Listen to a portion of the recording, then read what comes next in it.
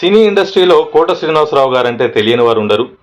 83వ birthday అనేది 3 రోజుల క్రితమే వారు జరుపుకోవడం జరిగింది. ఈ రోజు అనగా జూలై 13, 2020న కోట శ్రీనివాసరావు గారు చనిపోవడం జరిగింది. కోట శ్రీనివాసరావు గారు కేవలం సినిమాల్లోనే కాకుండా రాజకీయాల్లో కూడా భారతీయ జనతా పార్టీ ఎమ్మెల్యేగా వారు విజయవాడ ఈస్ట్ నుంచి గెలుపొందడం జరిగింది 1999 నుంచి 2004 వరకు.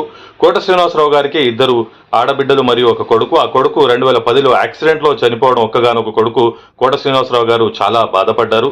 కోట శ్రీనివాసరావు గారు ఏదైతే ఎన్నో సినిమాల్లో నటించిన కోట శ్రీనివాసరావు గారు ఆ 4 సినిమాల్లో రాజేంద్ర ప్రసాద్ మరియు కోట శ్రీనివాసరావు గారి మధ్య ఒక సీన్ ఉంటుంది. ఆ సీన్ మనం ఒకసారి గుర్తు చేసుకుందాం.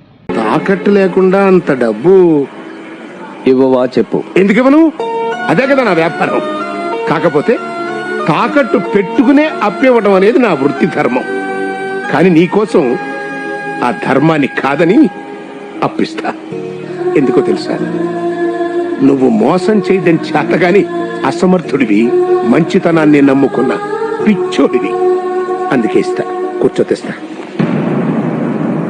ఈ ఒక్క సీనే కాదండి, ఆ 4 అనే కాదు, ఎన్ని సినిమాల్లో రాజకీయ పాత్రలు కానివ్వండి, తండ్రి పాత్రలు కానివ్వండి, లేదా ఎటువంటి పాత్ర ఇచ్చిన బాబు మోహన్ మరియు కోట శ్రీనివాసరావు గారి కామెడీ అయితే చెప్పనే వద్దు. అలా కోట శ్రీనివాసరావు గారు ప్రతి పాత్రలో కూడా ఒదిగిపోయేవారు. ఒక రియల్ లైఫ్ క్యారెక్టర్ కూడా అలా జీవించలేదు అని వారు ఆ నటనలో, ఆ పాత్రలో జీవించి చూపించేవారు. అలాంటి నటుడు చనిపోయిన ఈ రోజు మనం ఆయనకి శ్రద్ధాంజలి ఘటిస్తూ ఏదైతే కోట శ్రీనివాసరావు గారు లాంటి నటుడు మళ్ళీ పుట్టడం లేదా ఆయన లాంటి నటుడు మళ్ళీ చూడడం అనేది మనం దాన్ని అసాధ్యంగానే చెప్పొచ్చు.